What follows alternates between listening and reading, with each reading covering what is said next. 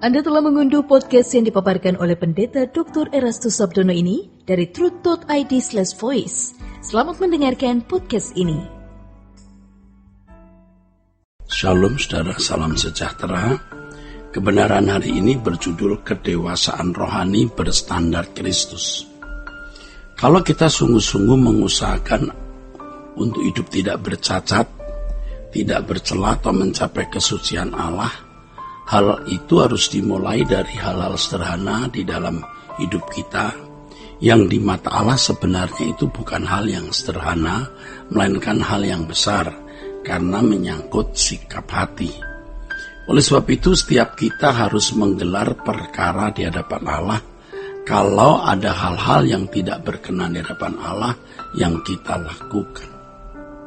Ya, saya ulangi saudaraku sekalian, kalau kita sungguh-sungguh mengusahakan untuk hidup tidak bercacat, tidak bercela, atau mencapai kesucian Allah, hal itu harus dimulai dari hal-hal sederhana dalam hidup kita, yang di mata Allah sebenarnya itu bukan hal yang sederhana, melainkan hal yang besar, karena menyangkut sikap hati. Oleh sebab itu setiap hari kita harus menggelar perkara di hadapan Allah, kalau ada hal yang tidak berkenan di hadapan Allah yang kita lakukan. Seakan-akan kita ada di pengadilan Kristus untuk mempertanggungjawabkan hidup kita. Hendaknya kita tidak menjadi bingung bila berbicara mengenai kesucian. Kesucian bukan sesuatu yang abstrak, melainkan sesuatu yang real dan natural. Dimulai dari setiap kata yang kita ucapkan, setiap tindakan yang kita lakukan, setiap reaksi dan respon kita terhadap suatu keadaan atau seseorang. Di dalam segala hal, sikap hati kita bermain. Sikap hati inilah yang memberi kualitas atas kesucian hidup kita. Hendaknya pikiran kita tidak disesatkan bahwa kesucian hanya bisa dicapai oleh orang-orang tertentu dengan julukan orang suci, dalam tanda kutip ya, orang suci. Seakan-akan hanya orang tertentu yang bisa menjadi orang suci. Mestinya semua orang percaya harus menjadi orang suci. Ya, mestinya Allah lah yang melegalkan atau mensahkan seseorang sebagai orang sucinya atau tidak, bukan manusia atau lembaga manapun. Kalau kita memperhatikan pola karya Allah di dalam Alkitab, Allah selalu bekerja dengan proses. Dari awal penciptaan alam semesta, panggilan Abram sebagai nenek moyang umat pilihan dan orang percaya, lahirnya Israel sebagai suatu bangsa, bahkan iman pun datang dari pendengaran oleh firman Allah. Firman Allah yang melahirkan iman di dalam diri kita, bukan sesuatu yang secara otomatis atau bukan sesuatu yang bersifat mistis, ya, mistik masuk dalam diri kita dan dengan sendirinya dapat memahami firman Allah tersebut. Firman Allah dapat kita pahami melalui proses belajar yang tekun. Itu baru dari aspek kognitifnya, aspek pengertian nalar. Aspek lain yang membuat kita mengerti firman adalah hati yang tidak mencintai dunia. Sebab kalau orang masih mencintai dunia atau tidak setia dalam hal mamon yang tidak jujur, dia tidak akan dipercayai harta yang sesungguhnya, artinya tidak akan bisa mengerti firman Tuhan. Iya, Lukas 16 ayat 11. Harus tidak materialistis, harus tidak duniawi baru mengerti firman. Selanjutnya harus haus dan lapar akan kebenaran. Hanya orang yang haus dan lapar akan kebenaran yang dapat dipuaskan. Tapi kalau orang masih haus dan lapar akan dunia ini, ya tidak bisa haus dan lapar akan kebenaran. Kehausan kelaparannya ditujukan kepada yang lain. Selanjutnya saudara harus memiliki hati yang suci, karena tanpa kesucian tidak seorang pun mengenal Allah. Artinya tanpa kesucian seseorang tidak akan bisa mengenal kebenaran. Saudaraku sekalian, kita harus sungguh-sungguh hidup tidak bercela, karena mutiara bukan untuk babi, barang kudus bukan untuk anjing. Jadi kalau seseorang masih tidak kudus, ya belum bisa dipercayai untuk mengerti kebenaran. Demikian pula ketika kita berjuang untuk memilih kedewasaan rohani kita standarnya adalah Yesus sendiri. Kedewasaan rohani kita ditandai dengan kehidupan yang tidak bercacat, tidak bercela. Kedewasaan rohani kita ditandai dengan roh yang lemah lembut dan tentram. Ini pasti kehidupan seseorang yang tidak melukai siapapun dan tidak merugikan siapapun baik dengan kata maupun perbuatan. Kedewasaan rohani ditandai dengan kecerdasan rohani, dan kecerdasan rohani diekspresikan dalam sikap yang tidak melukai orang lain.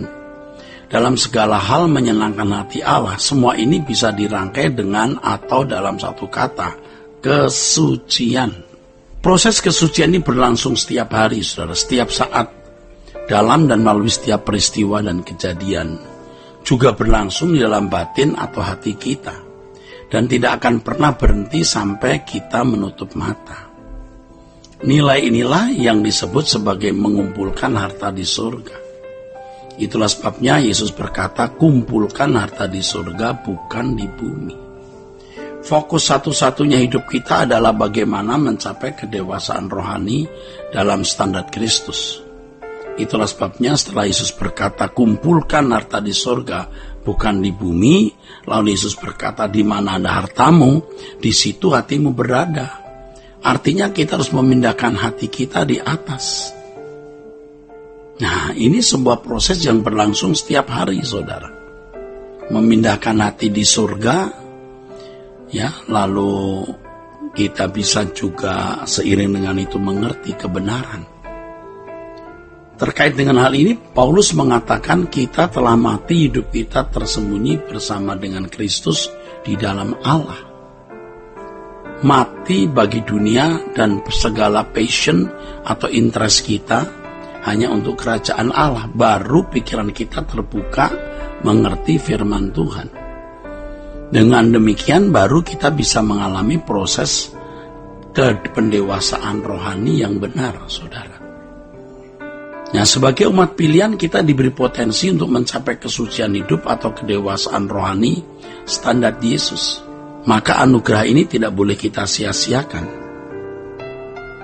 Itulah sebabnya Yesus berkata, apa gunanya orang memperoleh segenap dunia kalau jiwanya binasa. Lebih baik kita kehilangan nyawa atau berbagai kesenangan hidup di bumi daripada kita kehilangan kesempatan untuk menjadi manusia sesuai dengan rancangan Allah semula. Waktu yang kita miliki adalah harta yang tidak ternilai. Kalau kita tidak sungguh-sungguh menggunakannya untuk menjalani proses pendewasaan menjadi manusia yang menyukakan hati Allah, kita akan sangat menyesal suatu hari nanti, saudara. Nah, kesucian hidup itu berarti bukan anugerah, tetapi sebuah kerjasama antara Allah dengan kita, Allah melalui Roh Kudus, dan kita yang memberi diri digarap oleh Roh Kudus. Di atas semua kasih karunia, memang keselamatan itu kasih karunia, karena dimulai dari kematian Yesus di kayu salib yang menebus dosa kita. Kita diterima Allah, dibenarkan di hadapan Allah. Itu kasih karunia, bukan? Iya. Lalu Allah memberikan Roh Kudus di dalam diri kita. Roh Kudus yang menuntun kita kepada segala kebenaran. Roh Kudus yang membawa kita kepada kesucian Allah. Lalu apa? Kita baru bisa bertumbuh. Jadi di sini memang harus dipahami dengan tepat. Jangan berpikir seakan-akan kesucian membuat orang ke surga tanpa korban Kristus. Tapi juga jangan berpikir bahwa korban Kristus cukup membuat kita ke surga tanpa proses pendewasaan. Nah, makanya kalau kita belajar Alkitab tidak boleh sepotong-sepotong dan tidak bisa diselesaikan dengan format-format kalimat sekilas atau sesaat, saudara. Harus lengkap, harus utuh. Nah, kesalahan banyak orang adalah ketika sudah merumuskan doktrin dan semua ayat Alkitab banyak untuk pembenaran doktrin itu, bukan untuk membuka pengertian orang. Jadi saudara, sekarang kita harus mengerti keselamatan karena anugerah. Tetapi anugerah tidak bisa dialami kalau seorang tidak merespon anugerah itu. Respon anugerah itu adalah tindakan yang memberi diri untuk bertumbuh dalam kesucian sesuai standar Allah. Ya, Tuhan memberkati saudara. Sola Gracia. Untuk berlangganan renungan harian dalam bentuk cetak, silakan hubungi Truth Literatur di nomor telepon 0878 7870 Untuk mendapatkan CD khotbah, MP3 Renungan Truth, dan CD album lagu produksi Sola Gracia, Anda dapat menghubungi di hari dan jam kerja di nomor telepon 021 638 60953. Tuhan Yesus memberkati. Sola Gracia.